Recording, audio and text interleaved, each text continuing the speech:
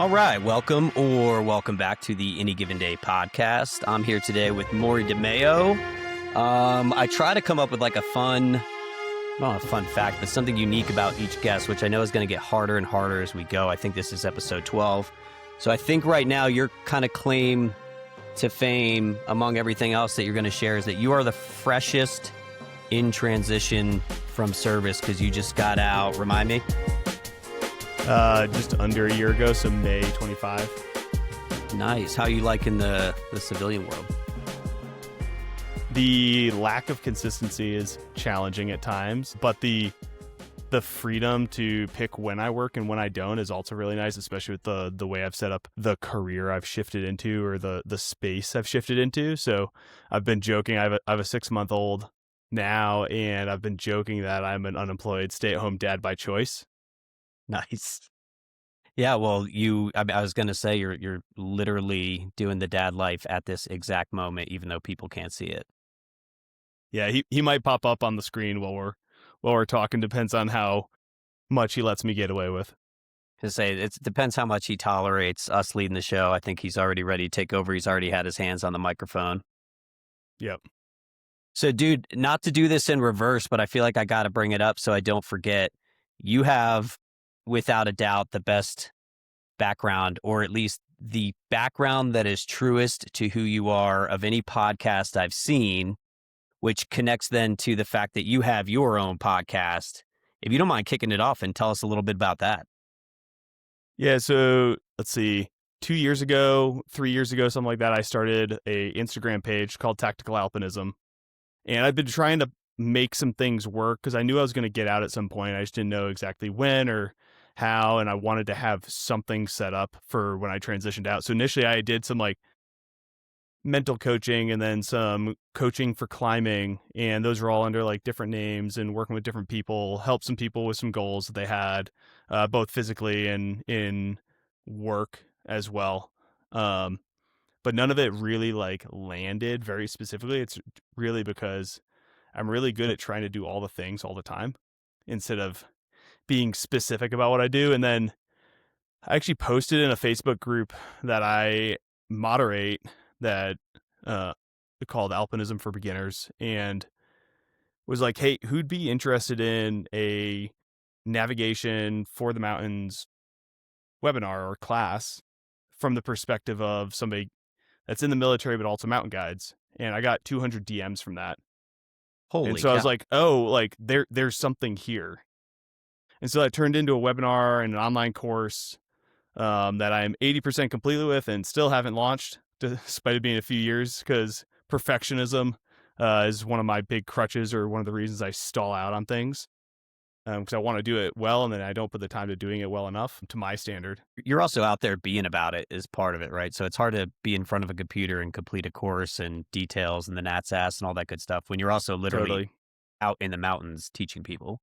Yep. And so like kind of simultaneously, I was looking at getting out of the military, planning for getting out of the military, teaching ROTC, because that was where I went after I finished command time at the 10th Mountain Division, and then also going through guiding certifications. So internationally, there's the IFMGA certification body, International Federation of Mountain Guides Association, and they are the association that certifies countries to certify international mountain guides.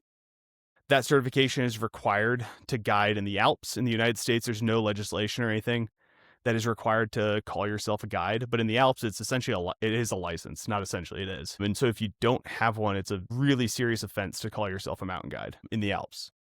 Whereas in the US, honestly, we just haven't had enough people die. Like this year has been a pretty heavy year for avalanche fatalities in the winter. There have been between 25 and 30 this year, which is like average for the United States, and this year average in the Alps is over 100 a season. And so just the scale of deaths is significantly higher. So I was just going to say the recent event got a lot of popular media attention because I feel like a lot of the time most people probably wouldn't even hear about a lot of those fatalities. Totally. And this year, like the numbers, I looked it up a few days ago, is between 23 and 30 as the actual number of fatalities this year in the US. But like one of my good buddies and climbing partners was one of the fatalities in the Tahoe avalanche. And so Shit. like it was close to home. Like I still have some of his gear in my truck. And like much like me, he was a fully certified ski guide. And where I was starting with talking like just about the certifications is the absolute fastest you can do the whole process to get certified is 3 years. And that's like if it's all you do, where you treat it like a full-time master's plus, because there's a lot of time in the field. And so for me, like the more average is like 5 to 7 years for total time to complete the international certification. And so I'm on my way to that complete international license or certification. Do you have to leave the States at all to do anything like participative that to qualify or to get that license? You don't have to, but just for the sake of, let's call it limited terrain, you do kind of have to leave the continental United States. Because, for example, spending time on glaciers and like also like glaciers with complex climbing, like it kind of exists in the Pacific Northwest and like Washington State, but really you have to go to Alaska, the Alps or the Himalaya and some of the big mountain ranges to get that type of terrain where the snow and glacier overlaps with complex climbing objectives. So you mentioned the business Tactical Alpinism, the podcast Tactical Alpinism. You also have an Instagram page, which, by the way, for anyone listening, is an absolute must follow if you're into anything regarding navigation, the mountains, skiing, etc. What are the different things that you kind of offer, I guess, under that umbrella? What are you doing with your life? Yeah, so it started actually as just navigation focus, where it was like taking the land navigation that we do in basic training or like other basic levels. And then what people might do is they prep for some selections. And then like at those courses, combining that, some of the operational planning, like the opward planning process, and then applying it to mountain things. Whether it be an expedition that somebody's planning, like I helped a guy plan a trip to the Brooks Range in Alaska, where we're like identifying LZs for the planes to go in for this unclimbed peak that he'd gone up. Like what would the routes look like for the north, south, and west side of that peak? And so like full operational plan for him for that objective. To like simple things where it's like I have a 1 hour block that I include in every avalanche level 1 course that I teach now. And I teach those through other organizations. But I have a block I include in every one of them about like just basic intro to map reading, because we tell people to plan off of a map, but a lot of people don't know what a contour line is. And so it's kind of, in my opinion, not kind of, it is negligent to tell them to go plan and use these mapping apps, but not give them the tools to like read it appropriately. Like people love in the mountain space these 3D mapping tools, which can be cool, but you don't need them. And like, if you can read contour lines and spend some time in terrain, you can navigate so much more effectively. One of the neat things for the folks that have spent some time doing land nav is that I'll see a ton of guys or gals from the military who have done land navigation. They're like, oh, I'm a dead reckoning person. I'm a terrain association person. People who've spent a lot of time in the mountains can only terrain associate. They can't dead reckon at all, even like the professionals. And so it's like the dead reckoning is kind of mind-blowing when they like start to overlay them, where it's like you're kind of doing both all the time. And where it really clicks for folks is if they've spent any time in a whiteout on a glacier, because you're not trying to navigate around rivers, you're not trying to navigate around trees or roads or whatever, but you are trying to navigate around the ends of crevasses or to the narrow points in crevasses, so you don't fall into the mountain. Which when you're in a whiteout and everything looks like up and down and around is all the same, because you're in the ping pong ball, like that becomes really, really valuable. Well, then too, to have done it in practice under less averse conditions, so that you also know some of your tendencies and some of your shortcomings and like maybe what direction you would tend to drift and some of those type of things. It's wild to me that people could think of themselves as one or the other, I guess. But I guess we sort of live in an absolutist society where people just like gravitate toward a side, but it's easy to come up with scenarios where you're going to need one, the other, or both. Yeah, it's pretty amazing how many times I've heard like I only dead rec and I only terrain associate. That And yeah, like that's wild. it's pretty wild when I hear people that say that, and it's really like, okay, like you've learned how to do one, you feel comfortable with one, so you have you have space for growth in the other. And it's been super fun, even teaching professionals who have been like spending decades of their life in the mountains, just to add to their tool set for doing let's call them analog skills, but it's really just like it's something that's running in the background all the time. Well, yeah, I was going to say it's an opportunity, right? Like for you and for them. Like for them, now they have something they can learn to put in their toolbox. And now you as a professional have a place where you're like, oh, I can step in and help here. It's no different than if I'm working with somebody who, has this awesome history of weightlifting and no idea what to do on the conditioning side of the house, but they want to start to train for something where conditioning becomes relevant. I'm like, oh, this is great. So like I could either look at you and be like, what do you mean you don't know anything about conditioning? Or I could say, you have a need, I have a skill set, I can help you fulfill it. So you mentioned the operational planning stuff, a lot of the map reading stuff. What other type of things fall under tactical alpinism? Yeah, and so that's where it started, and then it grew a little bit because again, I can't focus on just one thing. So as a businessman, I'm terrible, but like it keeps me interested. And so my other like the things I focus on are what you can control from home, what you can learn from home, what you can focus on when you're not in the mountains, so that when you actually get into terrain, you can focus on those skills that you can only learn in terrain, whether it be movement skills or technical skills in like building snow anchors, and like what does a good snow anchor feel like, for example. And that way you can focus on those things that you otherwise wouldn't be able to touch.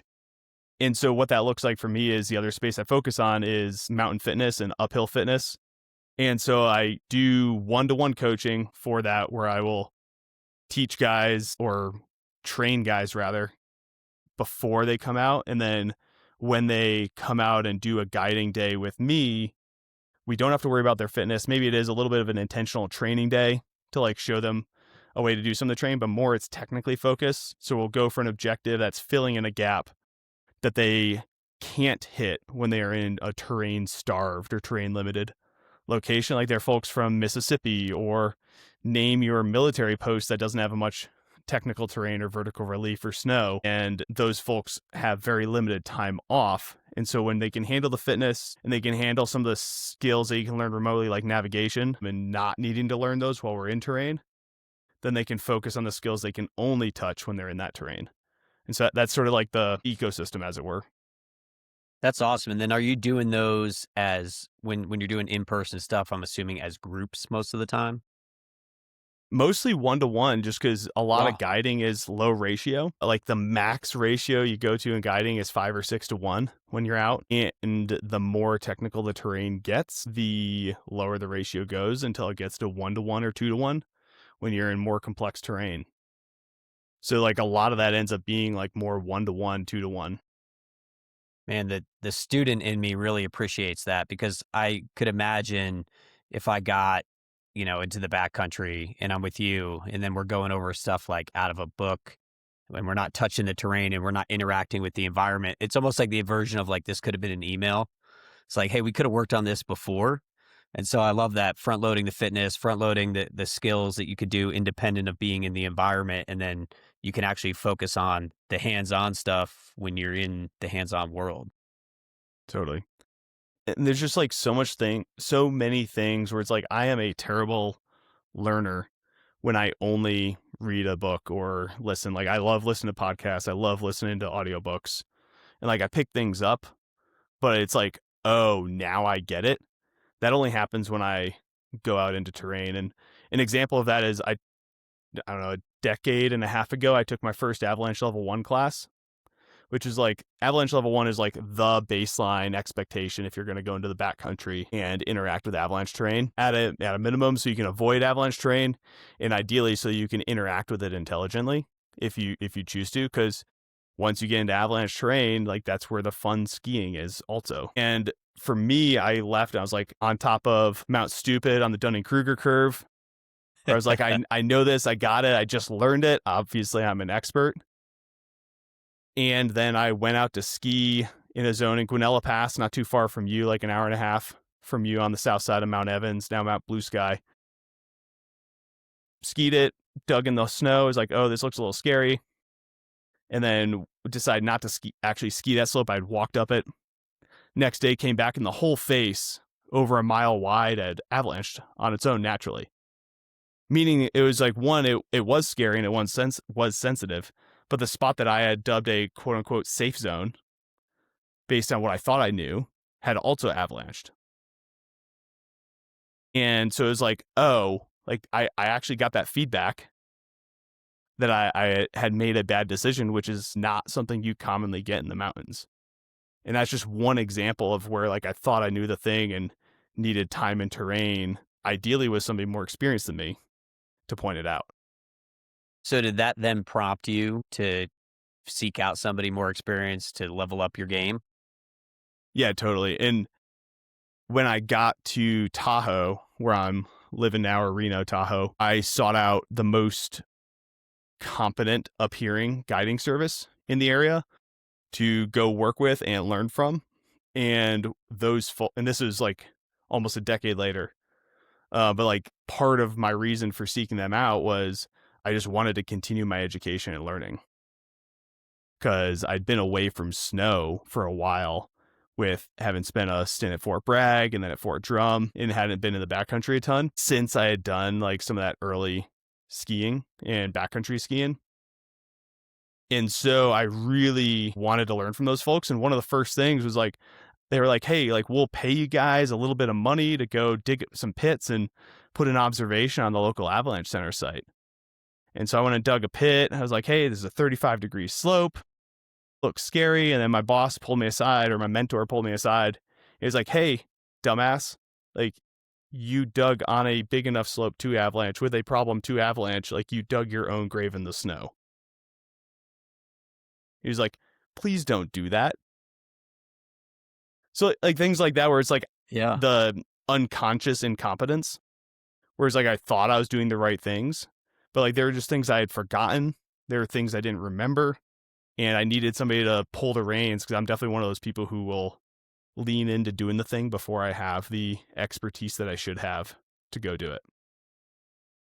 Yeah, it's sometimes I think I'm almost the opposite of like I probably do too much on the back end, and sometimes just need to go and do and like get your hands dirty. But there is this, there's this medium zone of sort of like I need to know enough to be, I guess, safer or informed and actually learn while I'm out there, versus just totally throwing shit against the wall and seeing what sticks.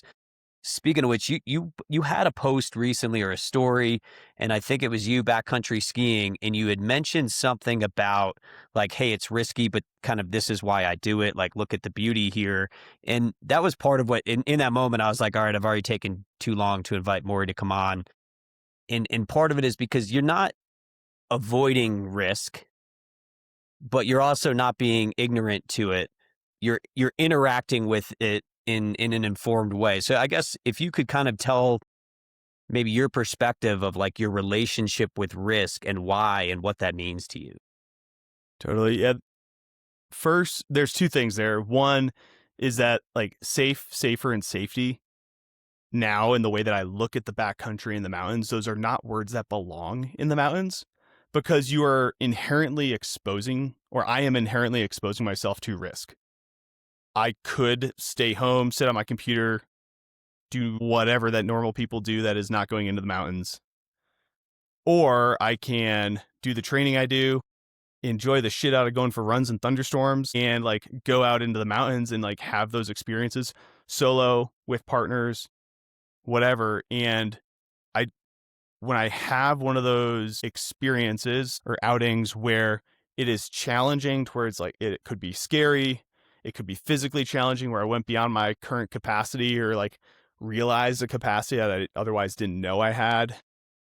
And then I come back and yes, I am physically fatigued and tired, and mentally fatigued and tired, but I feel so much more enriched and fulfilled.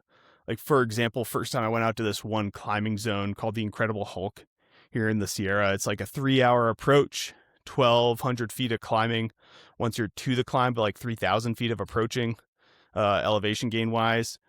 First time I did it was 18 hours car to car.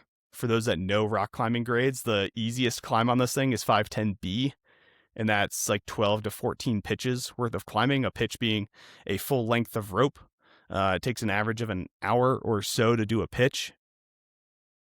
And so it was 18 hours car to car. We started from the car around like 3 a.m. and got back to the car after midnight. Well after midnight, because it was more than 12 hours. More than 12 hours of moving. Or I guess close to midnight. I just broke my rule of doing math in public. But anyways. Better you than me. But like it was 18 hours of just moving. And the first time I did that, the next day, I went and sat in a hot springs for the whole day. And that was all I did. And now I do those days where like I'll go out and I can now do harder climbs because the getting in and the I'm in that terrain of consequence isn't as taxing mentally, physically for me. And so I can climb harder things. I can enjoy being out there more. And I can still push myself and expand my envelope of comfort by spending time in that type of terrain. And the second thing for like that question about like exposing myself to risk, that post or story that you're mentioning was like me processing what had happened to my buddy Andrew, who's one of the deceased from the Tahoe avalanche. Like I had to stop looking at social media for the past few weeks just because it was really bugging me so much. Just the public commentary on it. And it's like, hey, y'all, like, one, none of us were out there. There were 15 people who were out there that were part of the decision-making process. There were maybe 3 that were like administratively connected, and that's it. Like the rest of us have no idea what the conversations were that happened. Within that, like we can all armchair quarterback when something goes wrong, because there's always a series of things that has happened where decisions were made, but we don't know what decisions were made. We just know the outcome. It's really easy to say bad decision when you know the outcome. But every single one of those people were out there because they freaking love what they're doing. Like they wouldn't have gone to spend 4 days, 3 nights in a backcountry hut where they could go skiing every day out the front door with a storm incoming if they didn't. Like a lot of people are like, oh my God, you shouldn't have been out there. There was the biggest storm of the year. It's like, yeah, that's exactly when I go skiing, when the biggest storm of the year is incoming. And so like, it's like, why do we do it? It's like, yes, going powder skiing is amazing. For those that get to experience skiing in powder, they get to have such a great time. And we do it for the powder skiing, sure. But there's a lot more bad snow that we ski on and bad conditions that we ski in, especially in the backcountry. And so it's not just about going and skiing powder. Like, yes, it's about skiing powder, but it's about getting out there with people. It's about getting out there doing the things and like just doing something that you're passionate about. And like one of my mentors growing up in college, one thing that always stuck with me because his wife didn't climb. And I was like at that point, I was immature enough. I was like, obviously, I'm never going to marry somebody who doesn't rock climb like I do. I'm never going to have a relationship with somebody. Like my siblings would joke that I was going to marry a rock growing up. And he said like, hey, all I care about is that the person I am in a relationship with is passionate about something and has passion for something because it's something that they can pour energy into and find enjoyment doing. And if we can do it together, awesome. And like my wife and I, we started our relationship around climbing. We spent a ton of time doing it. And then she fell out of love with climbing and she doesn't climb anymore. And so we get to spend our time doing other things together. And I still enjoy the hell out of going climbing with the people that want to be there, because I don't want to force her, if I could force her, because we share one trait, and that's stubbornness, to go climbing. Like I couldn't force her to, and I don't want to. Like I'd rather go do that and spend that time with somebody who's really stoked to be out there too. Yeah, it's funny you say that because my girlfriend in the last couple years has started to ski a little, has started to mountain bike a little, and I'm not great at either, but I'm definitely beyond her. But I have aspirations to be good enough at both that I can kind of traverse the entirety of most mountains. Is kind of the way that I, if I had a crystal ball and landed where I wanted to. And she has no aspiration in the world to go there. So, I don't need to force her to be where I'm at. We can go do and enjoy some lower level skiing. We can go enjoy the mountains in other ways. We can also have separate things that we're passionate about. And then, like you said, I've got my crew, my folks who I know are going to bring me on the bigger bike rides and the bigger drops and the scarier stuff. And someday, if I can ever get enough skiing in and the snow would cooperate a little bit more in Colorado would help too, I'm hoping that you can be the one to scare the shit out of me in the mountains. I mean, you might have talked to our mutual friend Alex about his first time in the backcountry with me. Now, granted, that was that same year that I learned to ski in the backcountry, that I took that first avalanche one. So I like to think I'm a little bit more professional now and a little bit more experienced now. But like, I love introducing people to new environments and pushing them past like what they thought they could do. Like, one of my favorite things to do when I teach a 3-day avalanche level 1 is be like, all right, day 3, Sunday fun day. Like, how much vertical elevation gain do you guys think we can get? And so, like, I love to push folks to get 3,000 feet of vertical elevation gain on that Sunday and like show them how it's possible with just like efficient pacing, not pushing super hard during the day. Like, if we just kind of continually move and be efficient and do like kind of do the NCO thing too, of be like, all right, we're stopping for 10 minutes. The time is now 12:30. We will start moving at 12:40. Like that sort of like consistency and just like continuing moving, like gets people to in the mountains, in ski touring specifically in this case, to cover so much more terrain than they thought they ever could. And so I love sharing that experience with folks. It reminds me a lot. I love that you bring that up. It reminds me a lot of, the folks I ride with who are way better than me. And, they get to a point and then they're like waiting for me. And then I get to there and I'm like, oh, break. And then they move. And I'm like, oh, nope, break's over. Like very similar, but same thing. I'm like, as I'm riding there, I'm like, oh, I could really use a break. And then they keep moving and I'm like, oh, I could keep going. And you start to also realize, like you said, what you're capable of. And I had a ride recently. I feel like maybe even you commented on it. My buddy just absolutely buried me. And we got to a point where he was like, hey, do you want to go the long way or the short way? And I was like, oh, the long way. Because he was like, oh, it's like another 5 miles. And of course, 5 miles later, he's like, hey, just so you know, it wasn't 5. It's probably going to be closer to 9. It was just, a memory error on his part. And he was like, I'm sorry, man. And I was like, no, honestly, this is exactly what I needed. Like, I needed my mind to kind of go beyond my body. Because honestly, like, I was out of water. I was out of food. I think I like smashed like a kid's pudding or something at like mile 25. And, but it was able to finish and better for it. And like, so yeah, I love that. I love that you are providing that experience for other folks and kind of like letting them realize what they're capable. Yeah.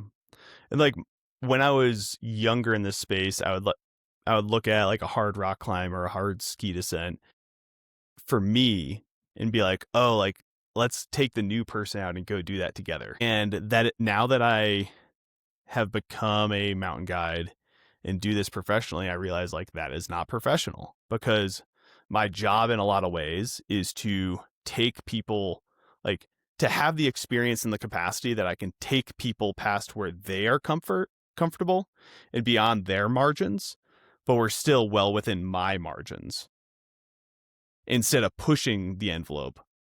And so like for me, I have to be more fit. I have to have more experience when it comes to doing these things. And like, for example, a few years ago, I skied on Denali. And so now like I was getting ready to take folks up to do a ski trip into the Alaska range below Denali. Cause like I don't necessarily want to take a crew of people up to ski on Denali and ski some of the really big lines up there yet, but I would love to take folks to like get used to that expedition experience where they spend a week or whatever where we fly in on a glacier plane. And like, if somebody hasn't done a glacier plane flight in the Alaska range, my God, it's like one of the best flying experiences you'll ever have. Where you're like going up and over 14 to 20,000 foot mountains in a little Twin Otter like plane that was built in the 1950s. And like it's a 6-person capacity for people in the plane other than the pilot. And like that experience alone, and then because you're coming in a plane, you can drop off hundreds of pounds of gear, tentage, etc., and have just a bougie base camp on the snow and go skiing out of camp. Heck yeah. And so like stuff like that is what I'm stoked to introduce people to and like share, because it is such a cool experience to like be able to take what you've learned in a ski resort, or like if you've gone mountaineering, like walking up and down a local volcano, and then go into some bigger terrain and really see what the application of those skills can be. Yeah, I mean, literally doing it out in the wild, so to speak, I guess. You probably start to realize how small you are. Yeah, I mean, when you see a avalanche or a serac fall in bigger mountains like the Alaska range, it's like, oh my God, like you don't realize how much snow and ice can move. And one of the things I didn't comprehend early on is, actually, Nate, do you know how much 1 cubic meter of water weighs? No idea. It's 1,000 kilograms. Imagine that. Like the metric system makes sense. Yeah. Oh, go figure. But like 1 cubic meter of glacial ice, yeah, is like maybe a little bit lighter because it's a little bit less dense, but it's pretty damn dense still. And so like 1 cubic meter of glacial ice is freaking heavy. Yeah. It will flatten you. So you mentioned early on in this conversation about some mental coaching. You definitely are in a role where you are seeing firsthand and experiencing yourself firsthand the interaction of mental and physical, right? So seeing how, one, when you're a little bit more mentally skilled, you probably then could be more efficient physically. And when you're more physically fit, it allows you to access more of your mental skills. So there's sort of like a, I don't even want to say a give and take. It's almost like they're mutually beneficial or kind of mutually degrading in a way. What is sort of your thought on how much folks should put into like the skill of what they're doing versus like the raw physicality involved in doing it, specific to, stuff in the mountains? I mean, first, it's the absolute ideal is to spend the time doing the thing. And then you realize your gaps. And then when you realize your gaps, you can be a little bit more specific on what you're going to do to close them. For me, for example, like when it comes to rock climbing or alpine climbing just being maybe a little bit easier technical difficulty, but covered in snow and ice, or just covering a lot of terrain in the alpine above tree line. For me, the mental game with those is often the hardest piece because I have a fear of falling. And one of the ways that I approach it is by going climbing. It's why climbing has stuck around for me for the 2 decades that I've been doing it, is because it's one of the things that continues to be hard. And if I go away from it for a period, I have to reteach myself how to be okay with being 5 feet, 10 feet above gear. And like sometimes it's like having the last piece of gear at my knees is terrifying. And what that means is that wherever it is, I'm going to fall double that distance from that point where the rope's running as a minimum fall. And usually if you're like 5 feet above a piece of gear, you're probably going to fall more like 20 between rope stretch and the belayer moving and etc. And so for me, just like approaching not even the falling, but the willingness to be okay with potentially falling, what that does is it makes it so I can climb better because I am more relaxed. And then I just am able to enjoy it more because I'm not afraid. But for me, my approach to getting there is I have to climb 20 pitches of that style of climbing on that type of rock to feel okay if I've been away from it for a while. And so where that showed up really distinctly recently for me is 2 years ago, I went out to the Incredible Hulk to try a new route that was pretty hard. For folks that climb in the gym, it's a 511A, so it's the grade is not super hard, but essentially every pitch is that grade. So the consistency of the difficulty is really high, which means by the time you get to the hardest climbing, you're really tired. And I was not in a good mental headspace. And I was climbing with a buddy. And I was like, hey man, like can you just take this? Like, I'm not feeling it. Like, I'm not mentally there. And like the plan was for us to switch and us to do 50-50. And so he ended up taking the majority, and I was just terrified the whole time just following. And really it's because like looking down and having 600 feet of air under your feet with the wind blowing. And like that day it was super windy too. Like it's a hard thing. And so for me, like, I was like, man, I don't know if I'll ever go back and climb that climb again. But then this past year I went out there with another buddy who he was not quite as experienced. And I was like, hey, like, I'd love to get back on this climb and like see what I can do. And I just felt freaking amazing. Like, he was kind of in the space that I was in the year before that time, where he was like not psyched on. I think he led one pitch. He was like, hey, I'm not feeling it. And then I kind of cruised all the stuff that had been really hard for me the year before. And it wasn't hard for me physically. It was hard for me because I wasn't climbing well. And the mental space made the physical harder. Yeah. And so like in hindsight, like it was 1 year later, I wasn't a better rock climber. Like, I wasn't climbing anymore. I was climbing less, if anything. But I had just done the work that season to be in the right headspace. I'd covered more terrain over the season. I'd actually been doing with a buddy who's a SEAL that just returned to Team 7. We had just been doing a ton of easy climbing, covering terrain. And so just like that time moving through terrain had gotten my head into a good space. I was moving efficiently. I was comfortable with the exposure, being like the wind blowing below my feet, the air below my feet. And so this more recent time that I went into that terrain, I just felt really good. And so that mental space made it so that the climbing felt easier, because I wasn't physically more capable. If anything, I was less physically capable because I had not been specifically training. Yeah.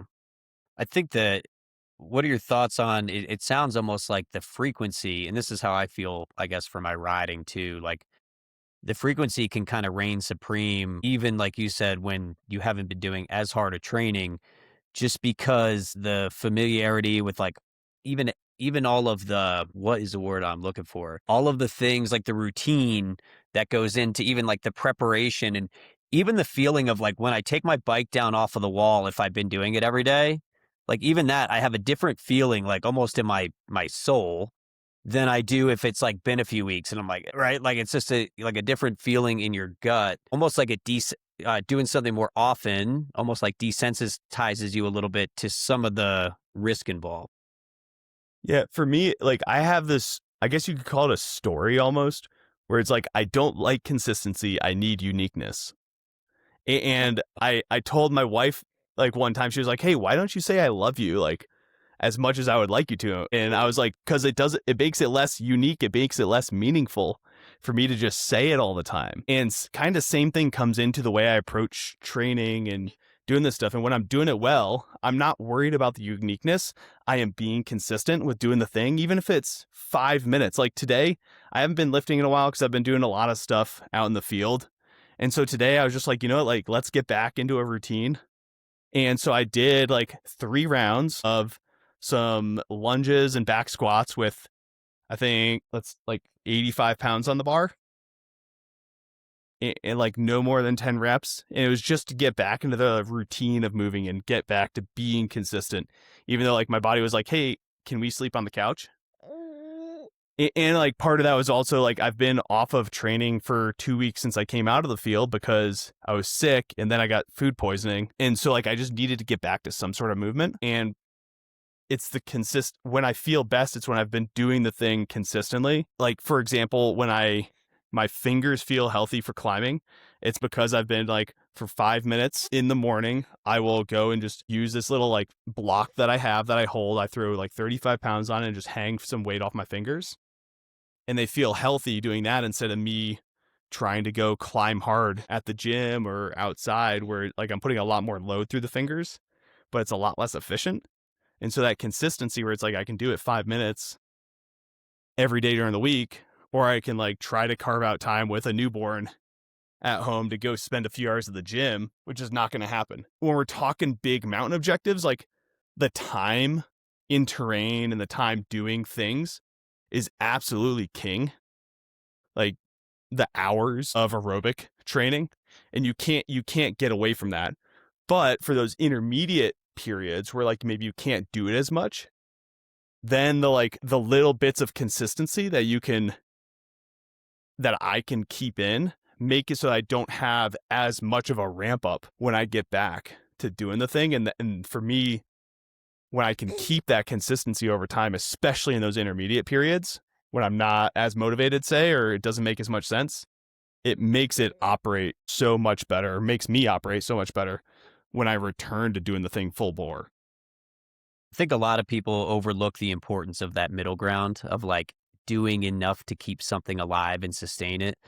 Especially in the military setting, I think people really gravitate toward extremes. So people are either like totally on the program and they're all in, or they're totally off and they're couch potato, and there tends to be no in between. But it's like the importance of just keeping something alive by stoking that fire in some way to whatever extent you can is so valuable to help, like you said, with the on-ramp of when you return to it. And then you brought up a great point of almost the competition between variety, which helps with like uniqueness and entertainment, and then consistency, which helps with adaptation. And so what I'm always looking for, even in my own training, is how do I insert enough variety to keep me engaged, but in a way that's not so unique that I don't know what to adapt to and that I'm actually able to move forward. And I think sometimes coaches like overlook that. They're just like, well, you just do the same thing every day and that's what you do and that's how you get better and the results will be what makes you like the work. And I'm like, I don't know that that's always true. I also want to enjoy it to some extent in the moment. And so I do think that it's important for us to look for opportunities of variety as opposed to just like consistency, totally meaning that everything is just like the same dose of the same thing. And for me, it's like, what is the motivation for doing it? Because I am awful at going to the gym or training for the sake of training. If that is why I am training, then I will not be consistent. I will not do the thing. When I'm really serious about an objective or a goal, I almost always hire a coach one. Like, even though I can write all the programming in the world, I know I'm going to be more consistent when I hire somebody to be accountable to. Because like both that person, but then also the money I am putting down means that I am now more accountable and I am going to do the things that, and if I am actually committed to the thing, that I'm going to do it. Like when I was prepping for the long walk and ultimately I got hurt, I hired a coach because it was a thing that I wanted that consistency and that outside influence to keep me consistent. Well, and by the way, the consistency piece. So like for me, I didn't grow up in the weight room that most coaches did. So most coaches like love to train, and I am definitely not that. Like I don't hate it, but I don't like live to set weight room goals or anything like that. And so I'm going to be somebody who engages with it in a similar way. And oh, this is what I meant to say when I first said, by the way, which is the least participative by far on the any given day training team are the people whose team dues, whatever you want to call them, subscription was paid for by somebody else. And like people, meanwhile, they're like, oh, I'm going to sign my brother up. I'm going to sign this so-and-so up, my boss up, my whatever, whoever I'm thankful for. And they like sign them up. And a lot of those, they don't have skin in the game. Totally. And so they don't show up and they don't do the things. Yeah. And when we talk buy-in, like that's literally buying in. And the other thing is like the times when I've been most motivated on doing things in the gym is when I have not had access to terrain. So examples that come to mind are when I was deployed to Afghanistan and like when I was on a short-term recall where it's like, hey, I knew I couldn't go into terrain, or like when I was at cadet summer training cadets. It's like the best I had was some trail running in the hot, humid Kentucky summer. And so like there, because I wasn't distracted by like going and doing mountain things and like the fun opportunity that came up with the friend, like I could be really specific about my training and crush it in the gym. And so those times were awesome in that way. And then when I'm able to get into terrain, it's also awesome because I can apply that fitness to the terrain. And honestly, like even David Gutler, which some of y'all might have seen his name recently because he climbed and then flew off in Nanga Parbat, one of the 8,000 meter peaks. He flew off it using a 2-pound paraglider. And it's an objective I think he'd taken 6 expeditions there over the past decade. And he was like, yeah, one of the big things I changed is I started doing a lot of my uphill training on a Stairmaster, even though he lives in Chamonix, France, like the mecca for mountain uphill at training. He was just like, yeah, it's just more efficient to spend the time on the Stairmaster because then I can like go do other things I enjoy, like hang out with my wife. And so like I think there's a lot of give and take. And what I'd love for guys or gals or folks that are like listening to this that are into mountain things or like have a goal that's a physical thing to do is like really focus in on like how can you get the most out of it when you have access to the terrain or the space, like climbing trip, mountain biking trip, whatever the outdoor activity is, because that's where I'm focused, is like how can you maximize that thing. And so for example, like when I had like an aha moment with this is I took a trip to Valdez, Alaska to go skiing, all foot based. And there you have a pretty steep entry fee of like 2,000 feet to like get into most of the terrain. You have to go uphill 2,000 feet to like get to the entry point. And most of the days I was there, I was doing 6,000 to 7,000 feet of uphill in a day. But it's like I had put the money in the bank over time of doing thousands of feet of uphill per week. And then when I got there, I was able to go day after day after day after day and adjust the pace appropriately so I didn't feel wrecked.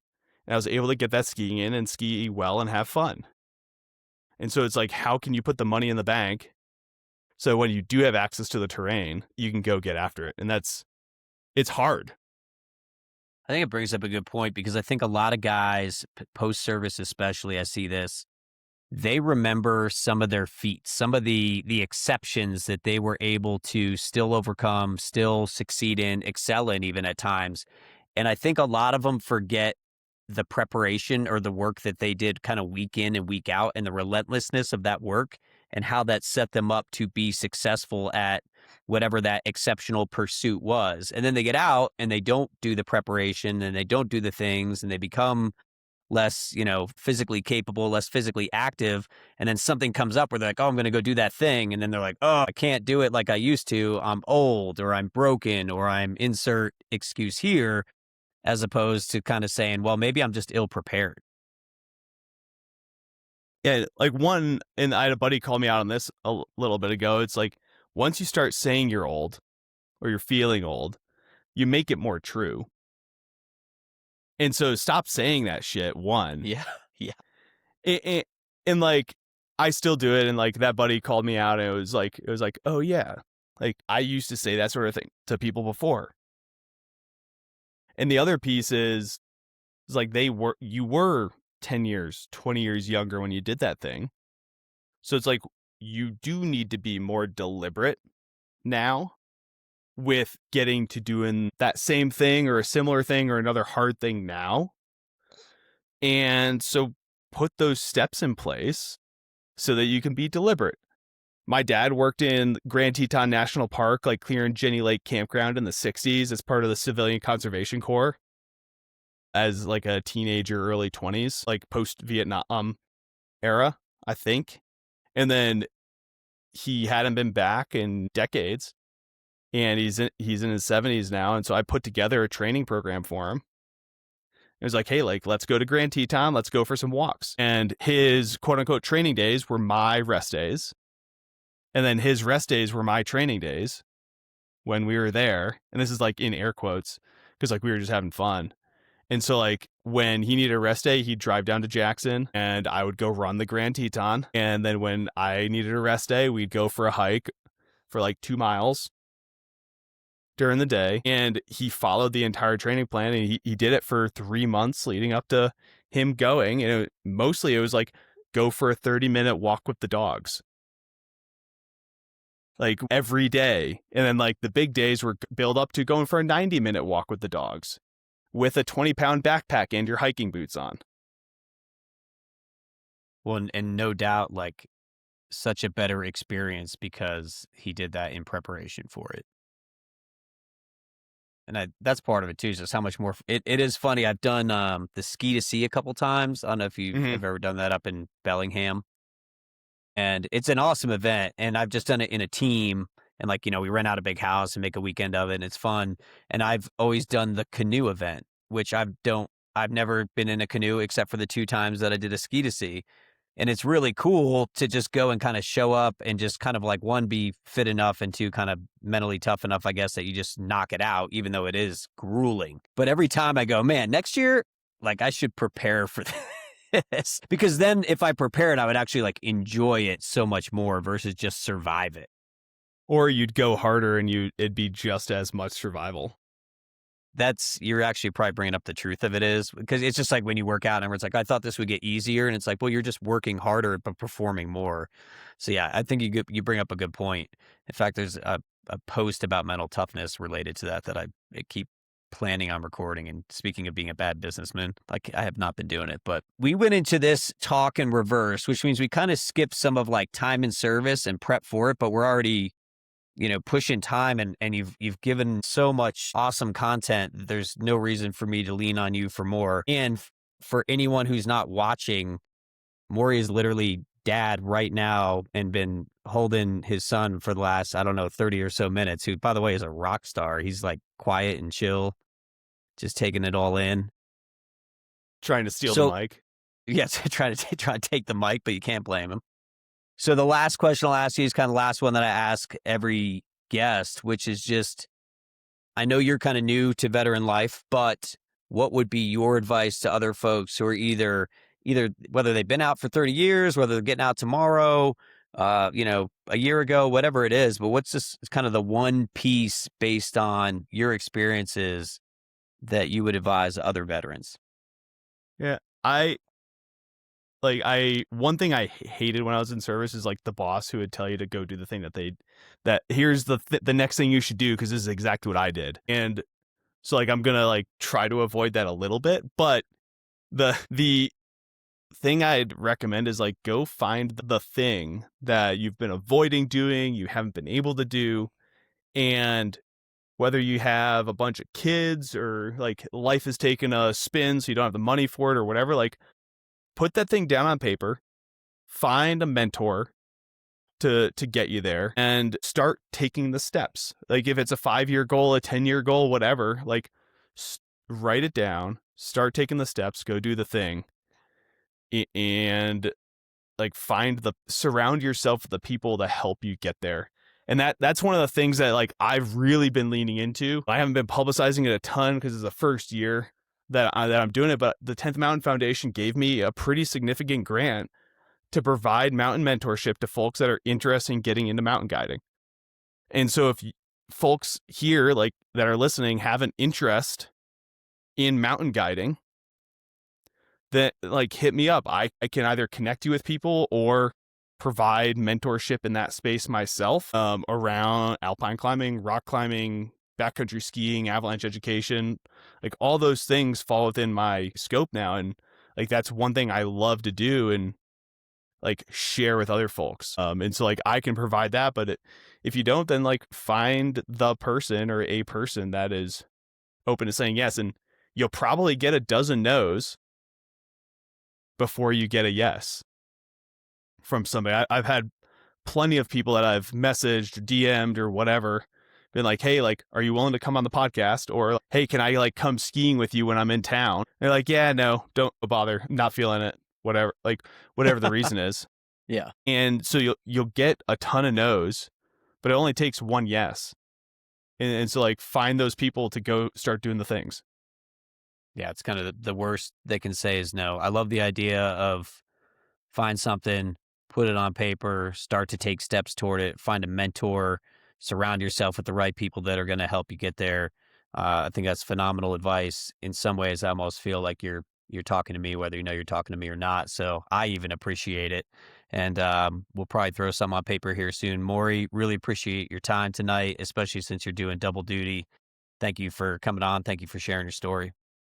Yeah, totally. And Nate, like, I know you're trying to close this thing, but it's like, I'm serious when I say this. Like, if you want to walk through like figuring like out what it looks like on paper, like, just please DM me. Like, I will make time in the schedule to do it. You're not a bother. Like, those are the conversations I enjoy the most. And like, one like quick last story is like one of my really good buddies who's unfortunately he committed suicide, is no longer with us. Like, I asked him, was like, hey, what's your 5-year, 10-year plan? He's like, dude, I'm not going to be around in 5 to 10 years. And Shit. then we had a conversation, and after that, he sent me a 5-page essay about how he was going to reconnect with his wife and his kids and start getting into mountain guiding. And he started to take the steps. And it was like just from that conversation and that started. And so like, I'd love to have that. I love having that conversation, whether it's around mountain guiding or whether it's around whatever the heck people are looking at getting into. And ultimately, like he lost the fight with like his demons. Like, he's one of those people who deployed again and again because he was trying to die, is the way he put it. Shit. And so like, he ultimately lost that fight, but he was trying to put the steps in place to like protect himself from himself at the same time. And so I love to have that conversation with guys and gals. I've said this recently. I think there's a lot of people, not necessarily that wanted to die, but didn't expect to make it past all the deployments they went on. And because of that, a lot of them don't really know what to do with the rest of the life that they've been Totally handed, right? And so I think you bring up a good option for those folks who need to figure out something to do as a next step to make the most of whatever the days are we do have left. If you don't know, do something, and you'll either realize you hate it or you love it. It's only one way to find out. Yeah. Come walk up Mount Shasta with me. I spend a lot of time up there in the spring. There you go. The offer is out there. Hopefully somebody does take advantage. So one last reminder, Tactical Alpinism. You can find you on Instagram. TacticalAlpinism.com, I believe, is the website. Correct me if I'm wrong there. Lots of cool stuff coming out of Mauri's camp over there. Yeah, the YouTube, the social media, the website, like all under the same name. And maybe we'll start putting some pressure on you to finish that course up.